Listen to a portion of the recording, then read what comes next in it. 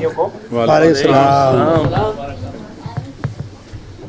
Media کے لوگ بھی آئے ہیں. کیسے ہیں یہاں پر تمام یو کے تمام ساتھیوں, لندن کے تمام ساتھیوں, رضا بھائی, الطاف شاہد بھائی, ان کی کمیٹی کے تمام ذمہ داران, اور راہیل بھائی, ان کی کمیٹی کے تمام ذمہ داران, اور ہمارے محمد رضا بھائی, یہاں پر پریس اور میڈیا سے آئے ہوئے تمام دوستوں کو, سب کو السلام علیکم. آج جزاک اللہ, تھینک یو. آج کا دن ایک بڑا سنگ میل ہے پاک زمین پارٹی کے لیے, اور آج لندن کے آفس کا افتتاح ہے, اور میں اس پہ تمام الطاف شاہد بھائی کی تمام کمیٹی کے ذمہ داران ان کو, اور ان کی کمیٹی کے تمام ذمہ داران کو, اور راہیل مسرور بھائی کو اور ان کی کمیٹی کے تمام ذمہ داران کو جو کہ لندن کی کمیٹی ہے, اور محمد رضا بھائی جو کہ اوور آل پارٹی کے سینٹرل کیبنٹ جوائنٹ سیکرٹری کی حیثیت سے پورے تمام معاملات کو وہاں پر پارٹی کے دیکھتے ہیں. آپ کو, آپ کے تمام ساتھیوں کو, اور ایک جو ساتھی جو میری ماں بہنیں ہیں, میرے بھائی ہیں, میرے بزرگ ہیں, جن نے بھی اپنا کنٹریبیوشن کیا ہے اس میں, اور جس نے بھی اس کے اندر اپنا حصہ ڈالا ہے, حصہ ان سینس کے اس تبلیغ کو, اس دعوت کو عام کرنے میں, لوگوں کو جوڑنے میں, میں ان سب کو دل کی گہرائیوں سے مبارکباد پیش کرتا ہوں اور آپ کو خراج تحسین پیش کرتا ہوں. یہ اس بات کی غمازی ہے آج کا, یہ جو آپ نے آج ہمارا جو آفس کا ایک اور نیا آفس کا افتتاح ہے. آپ کو جیسا کہ پتہ ہے, میں اپنے میڈیا کے دوستوں سے کی نالج میں اگر دوں تو ہمارے آفیسز جو ہے وہ لندن میں پہلے بھی آفس تھا, یہ دوسرا آفس ہے, پھر برمنگھم میں ہمارا آفس ہے, مانچسٹر میں ہمارا کام ہے, اور اسی طرح سے جو ہے وہ یو کے اور شہروں میں بھی ہمارے پاس آرگنائزیشن سیٹ اپ ہے. آج ایک نئے آفس کا یہاں پر افتتاح ہو رہا ہے. میں یہ بتانا چاہتا ہوں کہ پاک سرزمین پارٹی کا دیکھیے نظریے کی سچائی ہے یہ.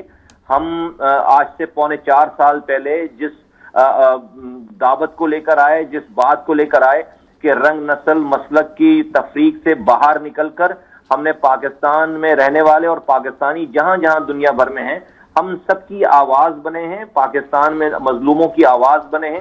اور آج دیکھیں کہ جیتنے والی پارٹیوں کو چھوڑ کر, جو کہ جس پارٹی کے وزیر اعظم ہیں, جس پارٹی میں وزیر اعلیٰ ہے, جس پارٹی میں سینیٹرز ہیں, میئرز ہیں, جس پارٹی میں اور لوگ ہیں, ان پارٹیوں کو چھوڑ کر لوگ مایوس ہو کر ساری پارٹیوں سے سب کو آزمانے کے بعد آج پاک سرزمین پارٹی میں شامل ہو رہے ہیں. اور کراچی سے لے کر لاڑکانہ سے کشمور سے کشمیر, اور کشمیر سے نکل کر الحمدللہ پاک سرزمین پارٹی دنیا کے ایک کونے میں جہاں پاکستانی ہیں, وہاں اس وقت جو ہے وہ پاکستانیوں کی سب سے مقبول, تیزی سے ابھرتی ہوئی جماعت بن کر ابھر رہی ہے. اور یہ انشاءاللہ تعالیٰ ایک وقت آئے گا, بہت جلد ایک وقت آئے گا کہ پاکستانیوں کی صرف اور صرف اگر کوئی چوائس ہوگی تو وہ پاک زمین پارٹی ہوگی, کیونکہ مسائل کا حل ہمارے پاس ہے. ہم وہ لوگ ہیں جنہوں نے پریکٹیکلی کام کر کے دکھایا ہے. ہم نے کراچی جیسے شہر کو بنایا ہے جو کہ دنیا کے 72 ملکوں سے بڑا شہر ہے, جہاں پر یہ کاسموپولیٹن ہے, جہاں پر ہر رنگ نسل زبان کا آدمی رہتا ہے. ہمارے بعد یہ شہر دنیا کے چار بدترین رہنے والے شہروں میں شامل ہو گیا. ہمارے زمانے میں یہ دنیا کے 12 بہترین شہروں میں شامل تھا. جس طرح سے ہم نے کراچی بنایا تھا ایک لمیٹڈ کیپیسٹی, ایک ریسورسز کے ساتھ, ہم اسی طرح سے پورا سندھ بنا سکتے ہیں, پورا پاکستان بنا سکتے ہیں. اور یہی وجہ ہے کہ آج پنجاب میں بھی ہمارے آفیسز کھل رہے ہیں, آج جو ہے وہ بلوچستان میں ہم جو ہے وہ تیزی سے بڑھنے والی پارٹی ہیں. ابھی ہم لاڑکانہ میں کامیاب جلسہ کر کے آئے, سندھ میں, خیبر پختونخوا میں ہمارے آفیسز ہیں, گلگت بلتستان میں ہمارے آفیسز ہیں. ابھی آج سے چند ماہ پہلے ہم نے کشمیر کا دورہ کیا تھا, اب یہ لندن کا یہ آفس کھل رہا ہے.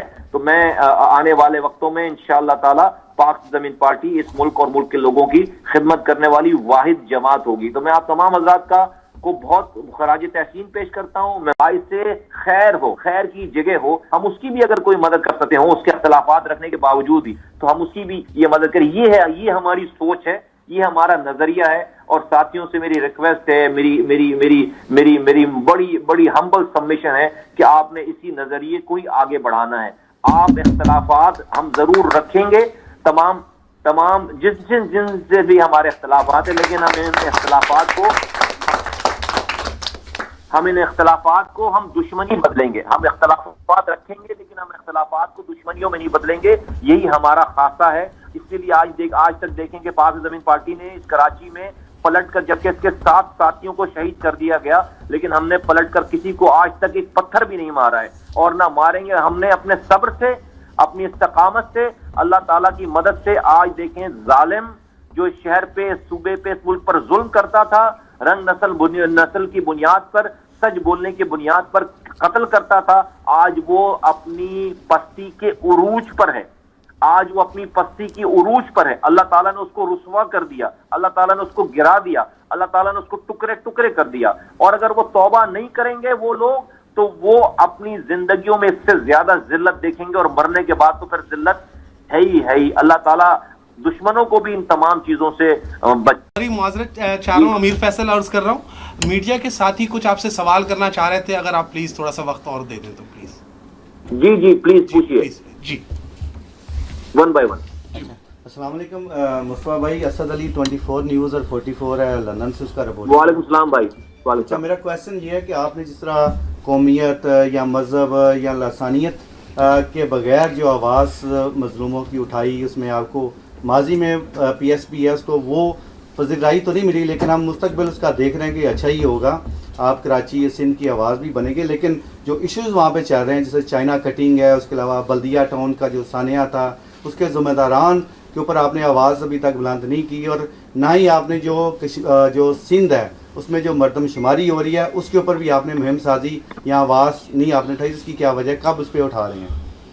نہیں دوست, مجھے لگتا ہے کہ شاید آپ کو دور رہنے کی وجہ سے شاید جو ہے تھوڑی سی جو ہے انفارمیشن میں جو ہے دیر پہنچ رہی ہے, لیک آف. یہ تو سارے سبجیکٹس پرانے ہو گئے, اور مردم شماری پہ آپ کو پتا ہے کہ میں تو سپریم کورٹ میں جا چکا ہوں. میں مردم شماری پہ سپریم کورٹ پہ میں اپنے نام سے گیا ہوں سپریم کورٹ میں, کہ 70 لاکھ لوگ کم گنے گئے. کون سی ایسی پریس کانفرنس ہے جس میں نے مردم شماری کے حوالے سے میں بات نہیں کرتا ہوں اور نہیں کی ہے بات.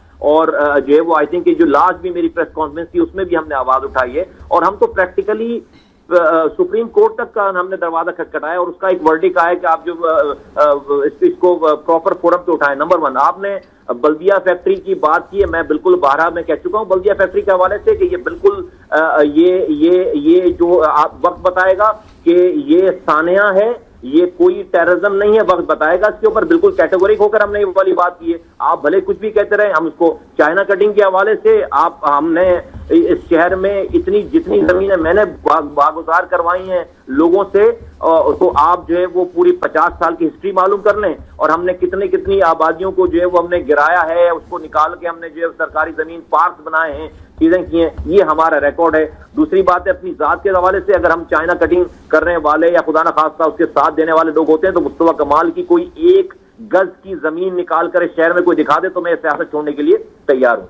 چلتا ٹی وی سے میں نے آپ سے صرف یہ سوال کرنا تھا کہ آپ کے دور میں جس طریقے سے آپ نے کراچی کو آگے لے کے بڑھے ہیں, اور جس طریقے سے آپ نے کراچی کو, آپ نے خود بتایا کہ ٹاپ 12 سٹیز کے اندر میں آپ نے اپنا نام روشن کروایا, آج کراچی کو میں نے ابھی ریسنٹلی گیا تھا تو مجھے کراچی میں اور سیریا کے شہروں میں کوئی فرق نظر نہیں آیا ان ٹرمز آف ڈیمولیشن. جس طریقے سے ہے, سڑکیں تباہ و برباد ہیں. کراچی کی جو کرنٹ جو ہے اس پہ آپ نے مطلب کیا کر رہے ہیں, کیا آپ کا بیسکلی اسٹینس ہے, اور آپ کی فیوچر پلاننگ کیا ہے اس کے بارے میں؟ دیکھیے, آپ نے بالکل بجا فرمایا. آج یہ شہر دنیا کے 4 بدترین رہنے والے شہروں میں شامل ہو گیا. کیوں؟ دیکھیے بھائی, اگر دیکھیں تو آپ ایک کونسلر سے لے کر وزیر اعظم تک ہر پوسٹ پہ بندہ بیٹھا ہوا ہے. ایسا تو نہیں ہے کہ میرے جانے کے بعد یہ 2010 میں چھوڑ کر گیا ہوں, اب یہ 2020. میں نے 2005 سے 2010 تک اس شہر کی خدمت کی ہے. اس زمانے میں شہر 12 تیزی سے ترقی کرنے والے شہروں میں شامل تھا. آج یہ شہر جو دنیا کی 4 بدترین سے رہنے والے شہروں میں شامل ہے. کیا وجہ ہوئی؟ کونسلر اپنی جگہ موجود ہے, ایم پی اپنی جگہ موجود ہے, ایم این اے اپنی جگہ موجود ہے, وزیر اپنی جگہ موجود ہے, وزیر اعلیٰ اپنی جگہ موجود ہے, وفاقی وزیر اعظم موجود ہے. وجہ صرف یہ ہے کہ یہ سارے لوگ اپنی پوسٹوں پہ تو موجود ہیں لیکن کردار والے لوگ نہیں ہیں, بد کردار لوگ ہیں. آپ بد کردار لوگوں سے کردار والے لوگوں کو لا کر بٹھا دیں گے, یہ شہر صبح سے دوبارہ ٹھیک ہونا شروع ہو جائے گا. وجہ یہ کہ کردار والے لوگ اپنی پوزیشنوں پہ نہیں ہیں. اس وجہ سے آج میرے شہر کا, ہمارے ملک کا یہ حال ہے, میرے شہر کا یہ حال ہے.